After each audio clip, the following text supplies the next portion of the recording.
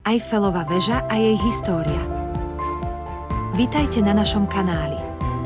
Dnes sa ponoríme do fascinujúcej histórie Eiffelovej väže, jedného z najikonickejších symbolov Paríža. Eiffelova väža bola postavená v roku 1889 pri príležitosti svetovej výstavy Paris Exposition Universelle. Navrhnutá slávnym inžinierom Gustave Eiffellom, väža mala byť pôvodne len dočasnou štruktúrou.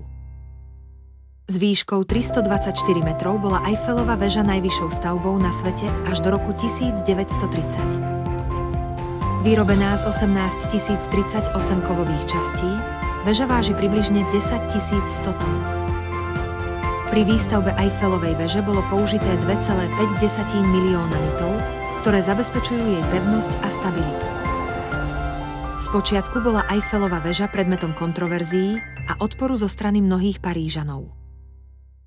Napokon sa však stala neodmysliteľnou súčasťou parížskeho panorámu a jedným z najnavštevovanejších miest na svete. Dnes je Eiffelova väža jedným z najznámejších symbolov Francúzska a je obdivovaná miliónmi turistov ročne.